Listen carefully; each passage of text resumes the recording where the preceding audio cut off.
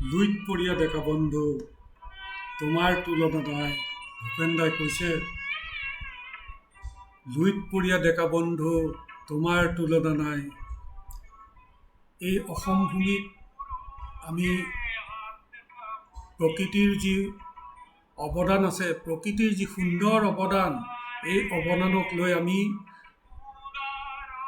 তাৰ সুব্যৱহাৰ কৰি জনজীৱনৰ আৰ্থিক উন্নয়নৰ চিন্তা কৰিব পাৰোঁ। এই সম্পৰ্কে আমি ইয়াৰ আগৰ অধ্যায়বিলাকত কৈ গৈ আছোঁ। তৃতীয় অধ্যায়তো কৈছোঁ, আমি আপোনালোকক কৈছোঁ যে কল খেতিৰ পৰা আমি হ'ব পৰা উপাৰ্জনৰ বিভিন্ন দিশ আমি আঙুলিয়াই দেখুৱাবলৈ যত্ন কৰি আহিছোঁ। আৰু ইতিমধ্যে আমি আপোনালোকক পৰ্যায়ক্ৰমে ভাগ ভাগকৈ কলৰ পৰা আমাৰ কি ধৰণৰ উপাৰ্জন হ'ব পাৰে আমি ইতিমধ্যে আপোনালোকক কৈ আহি আছোঁ আৰু আগলৈ কৈ যাম। পৰ্যায়ক্ৰমে কথাখিনি কৈ যোৱাৰ অৰ্থ হৈছে যে এই কল্পবৃক্ষ, যি আমি কৈছোঁ যে কল্পবৃক্ষ, সংস্কৃতত আমি কৈ গৈছিলোঁ ইয়াৰ নাম স্বৰ্ণফলা। এই স্বৰ্ণফলা প্ৰতি অংগ, ইয়াৰ প্ৰতি অংগে বিন্দুৱে বিন্দুৱে আমাক উপাৰ্জনৰ বিভিন্ন উপায় দি গৈছে।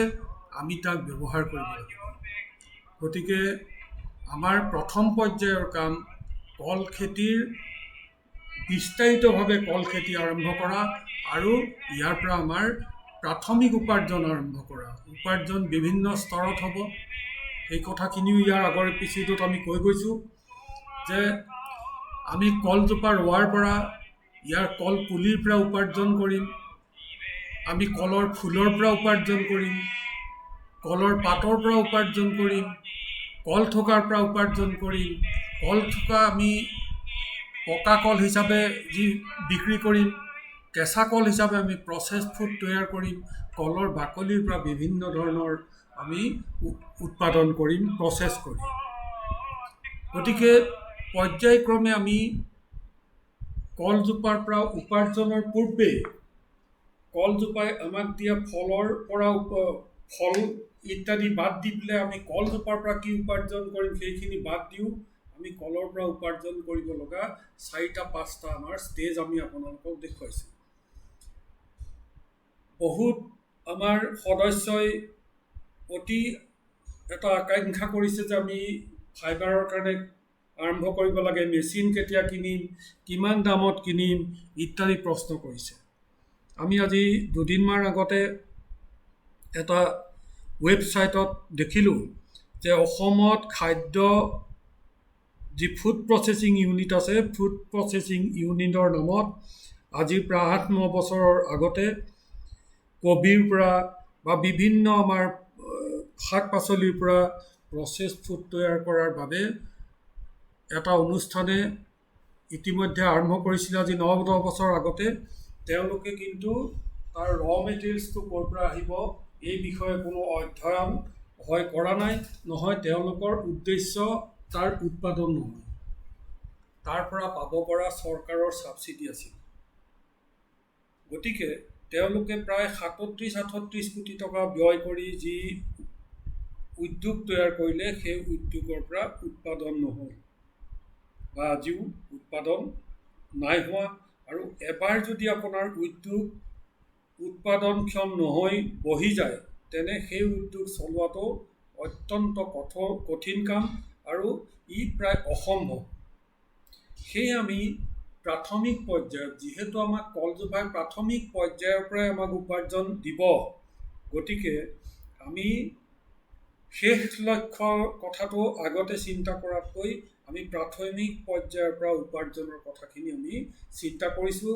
আৰু আপোনালোক যাতে আৰ্থিকভাৱে সবল হৈ উঠে, আপোনালোকে যাতে এটা বিভিন্ন ধৰণৰ কলৰ পৰা হ'ব পৰা উদ্যোগত আপোনালোকৰ অংশগ্ৰহণ সুন্দৰভাৱে হয়, কোনো কাৰো পৰা কোনেও ঋণ নোলোৱাকৈ হয়, সেইবিলাক কথা ভাবি আমি আপোনালোকক বাৰে বাৰে এটা কথা কৈ আহিছোঁ যে কলৰ খেতি বিস্তাৰিতভাৱে কৰিব লাগে।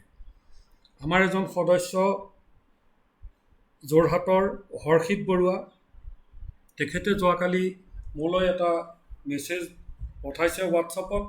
তেখেতে আশ্চৰ্য প্ৰকাশ কৰিছে যে এজন মানুহে অসমতেই কলৰ খেতি কৰি মাহে ৬৮ লাখ টকা উপাৰ্জন কৰি আছে। ৬৮ লাখ টকা মাহে উপাৰ্জন কৰি আছে। তেখেতে লাভ কৰিছে প্ৰায় ২ কোটি টকা বছৰত। আৰু তেখেতৰ বিষয়ে অসমৰ বাহিৰৰ পৰ্টেলত, অসমৰ বাহিৰৰ বাৰ্তালোচনীত তেখেতৰ বিষয়ে সবিশেষ ইতিমধ্যে এক নিবন্ধ প্ৰকাশ হৈছে আৰু সেইটো তেখেতে মোলৈ পঠাই দিছে। এই দেখাৰ পিছত হৰজিত বৰুৱাৰ মনলৈ যি সপোন আহিছে, তেওঁ শুওঁতে উঠোঁতে খাওঁতে বহোঁতে যি মনলৈ সপোন আহিছে, এই সপোনেই হৈছে আমাক প্ৰতিষ্ঠাৰ দিশত লৈ যোৱাৰ প্ৰথম পথ।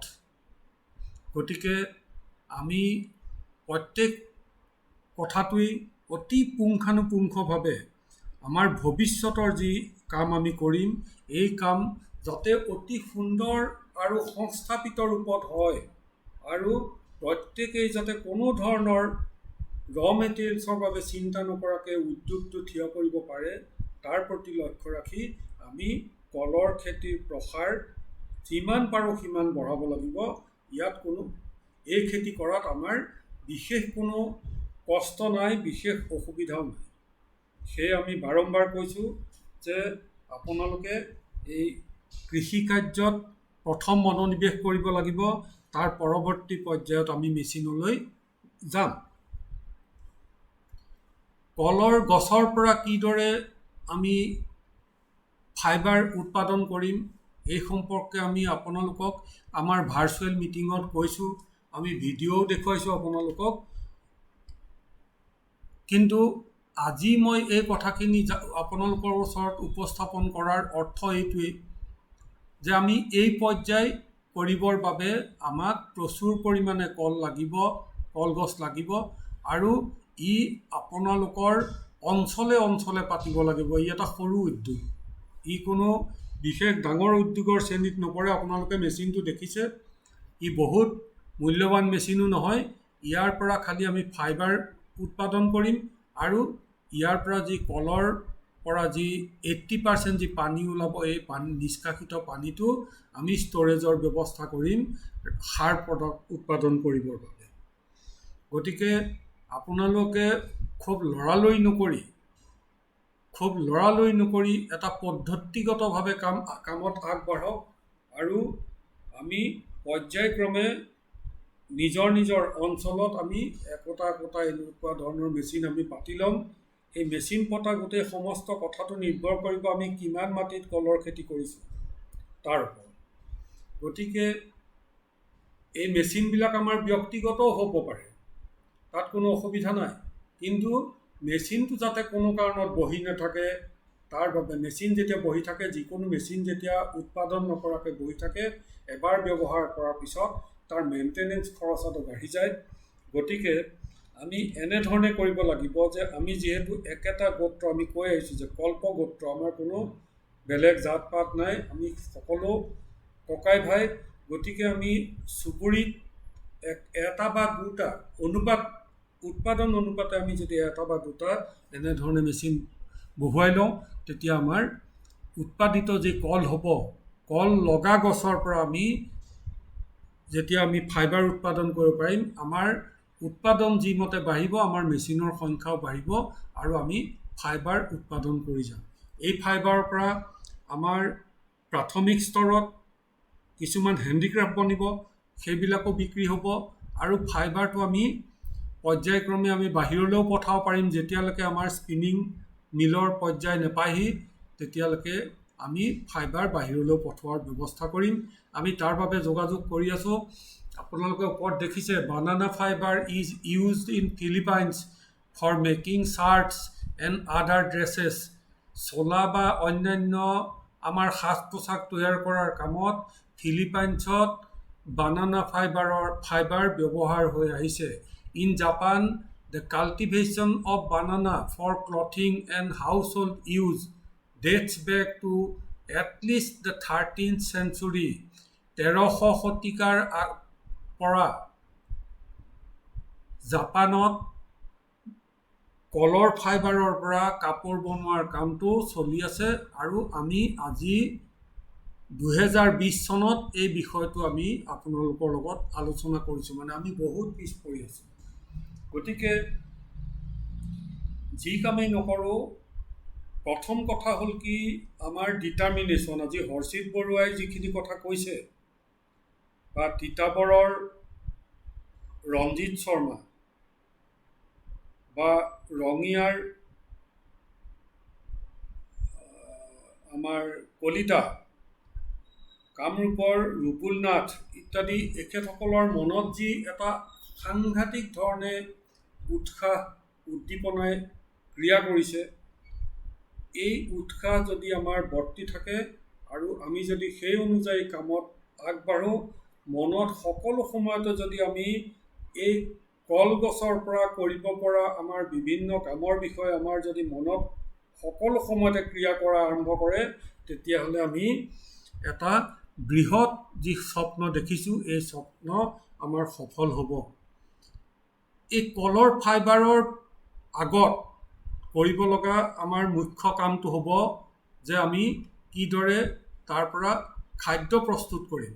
কাৰণ আমাৰ কলজোপাৰ ব্যৱহাৰ হোৱাৰ আগত আমাৰ প্ৰচুৰ পৰিমাণে কলৰ উৎপাদন হ'ব। গতিকে কলৰ যি উৎপাদন হ'ব, সেই উৎপাদনৰ পৰা আমি বিভিন্ন ধৰণৰ খাদ্য সামগ্ৰী, আপোনালোকক ইতিমধ্যে আগতে কৈ গৈছোঁ যে বিভিন্ন ধৰণৰ খাদ্য সামগ্ৰী আমি উৎপাদন কৰিম। এই যি খাদ্য সামগ্ৰী উৎপাদন কৰিম, ইয়াৰ এটা ডাঙৰ প্ৰকল্প হ'ব। এই প্ৰকল্প হয়তো 3 কোটি টকা বা তাতকৈ ওপৰৰ হ'ব। আৰু আমাৰ প্ৰাথমিক চিন্তাটো থাকিব লাগিব যে যি অঞ্চলত আমাৰ প্ৰচুৰ পৰিমাণে কলৰ উৎপাদন হ'ব বা যি অঞ্চলত আমাৰ কেঁচামাল উপলব্ধ বেছি হয়, সেই অঞ্চলৰ আশে পাশে আমি তেনে উদ্যোগ কৰিব লগা হ'ব। গতিকে যদি আপোনালোকৰ যি উৎসাহ উদ্দীপনা দেখিছোঁ, সেই উৎসাহ উদ্দীপনা অনুযায়ী যদি আমি আমাৰ কৰ্মত আগবাঢ়িব পাৰোঁ, মোৰ বিশ্বাস যে আমি পাৰিম। এই উৎসাহেৰে গৈ থাকিলে আমি এনেধৰণৰ উদ্যোগ, এই 3 কোটি টকাই হওক বা 5 কোটি টকাই হওক, এনেধৰণৰ উদ্যোগ আমি অসমত হয়তো 2টা বা 3টা জেগাত কৰিব লাগিব পাৰে বা আমি কৰিম। এইবিলাকৰ পৰা আমাৰ যিবিলাক খাদ্য সামগ্ৰী প্ৰস্তুত হ'ব, য'তেই প্ৰস্তুত নহওক, ই আমাৰ এটা ছ'চাইটিৰ আণ্ডাৰত হ'ব। আপোনালোকৰ সকলোৰে সন্মিলিত প্ৰচেষ্টাত এই উৎপাদন হ'ব। কামৰূপ জিলাত যদি এটা উদ্যোগ হয়, তাত উৎপাদিত হোৱা বস্তুৰ যি দাম হ'ব, ই ডিব্ৰুগড় বা তিনিচুকীয়া বা কাইলৈ লখিমপুৰতো যদি হয় তেনেকুৱা এটা উদ্যোগ, তেতিয়াহ'লে তাৰো একেই নাম হ'ব আৰু একেই দাম হ'ব। ইয়াৰ কাৰণ হৈছে যে আমি সামূহিকভাৱে যিহেতু কামটো কৰিছোঁ, ইয়াৰ সামূহিক যি ফল, আমি এই কৰ্মৰ পিছত আমাৰ পোনপটীয়া যি উপাৰ্জন হৈ গ'ল, কল খেতিয়ক হিচাপে আমি কল বিক্ৰী কৰা, কলজোপা বিক্ৰী কৰা, কলৰ ফুল বিক্ৰী কৰা, কলৰ পচলা বিক্ৰী কৰা ইত্যাদিৰ পিছত, এইখিনি পোনপটীয়া উপাৰ্জনৰ পিছত আমাৰ বিক্ৰী কৰি দিয়া কলজোপাৰ পৰা কি কি উৎপাদন হ'ব বা বিক্ৰী কৰি দিয়া কল থকাৰ পৰা আমাৰ কি কি উৎপাদন হ'ব, সেই কেন্দ্ৰীয়ভাৱে উৎপাদিত হোৱা বস্তুৰ পৰা আমাৰ বাৰ্ষিক যি আয়, মুঠ আয় হ'ব, সেই মুঠ আয়ৰ পৰা আমাৰ উৎপাদনৰ প্ৰয়োজনত যদি আমি আমাৰ কিবা বৃদ্ধি কৰিব লগা হয়, আমাৰ ইণ্ডাষ্ট্ৰীৰ যদি আমাৰ উদ্যোগৰ যদি কিবা প্ৰসাৰ ঘটাব লগা হয়, এই কৰাৰ বাবে এটা নিৰ্দিষ্ট ফাণ্ড থকাৰ ছিষ্টেম হয়তো থাকিব আৰু তাৰ ওপৰঞ্চি যি লাভাংশ থাকিব, এক বৃহৎ পৰিমাণৰ লাভ, এই লাভখিনি আপোনালোকৰ মাজত বিতৰণ হ'ব ডিভিডেণ্ড হিচাপে। গতিকে আমাৰ প্ৰাথমিক পৰ্যায়ত কল খেতিটো আমাৰ আটাইতকৈ প্ৰথম প্ৰয়োজন, যে আমি প্ৰচুৰ পৰিমাণে কল খেতি কৰিব লাগিব আৰু এই কল খেতি প্ৰচুৰ পৰিমাণে কৰিবলৈ যাওঁতে ইয়াত আমাৰ 8-10 মাহ সময়ৰ প্ৰয়োজন হ'ব। গতিকে এই সময়খিনিত আমি যি কলৰ খেতিত আমি মনোনিৱেশ কৰিম বা কল খেতি আমি প্ৰসাৰ কৰিম, ইয়াৰ পিছত আমাৰ প্ৰাথমিক পৰ্যায়ৰ প্ৰয়োজন হৈছে সৰু মেচিনটোতকৈও আমি এটা খাদ্য প্ৰস্তুতকৰণ উদ্যোগ তৈয়াৰ কৰাৰ বাবে প্ৰস্তুতি কৰিব লাগিব আৰু সেই বিষয়ে আমি চিন্তা চৰ্চা কৰি আপোনালোকক যাতে কোনো অসুবিধা নহয়, সেই অসুবিধা নোহোৱাকৈ আমি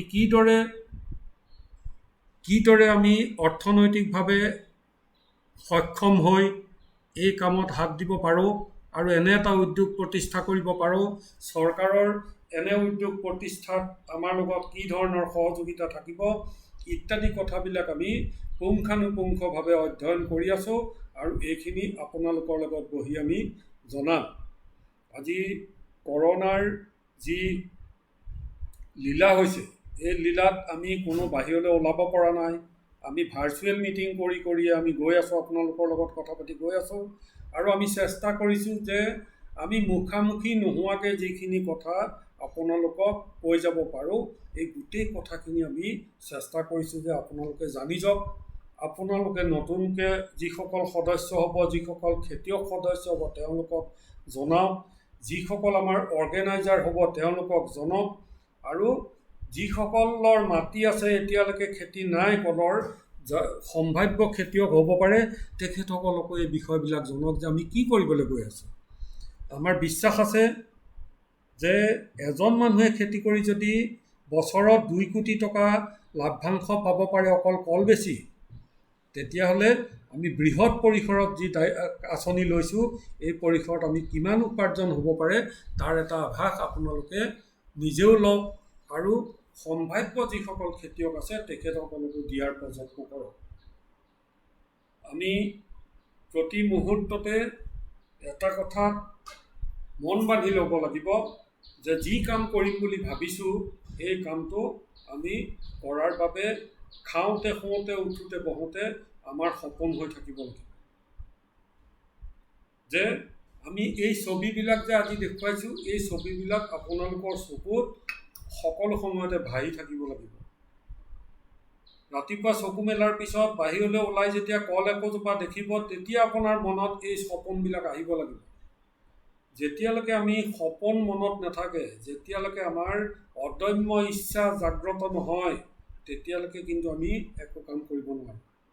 গতিকে আমি আপোনালোকক এটা অনুভৱ দিব খুজিছোঁ যে আমি প্ৰাথমিক পৰ্যায়ৰ কাম কৰাৰ পিছত পৰৱৰ্তী পৰ্যায়ত আমি কিদৰে আগবাঢ়িম, আমাৰ কোনটো পৰ্যায় কোনটো সময়ত কাম কৰিব লাগিব, সেইখিনি আমি আপোনালোকৰ বাবে প্ৰস্তুত কৰি গৈ আছোঁ।